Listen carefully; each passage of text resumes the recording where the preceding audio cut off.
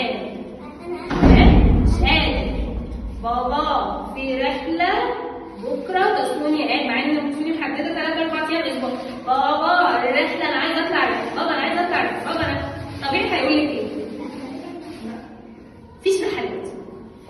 تدخلي اوضتك تعيطي بابا بيعمل لي وحش. اسمعيني بس اسقف لك على النقطة دي. ممكن اسقف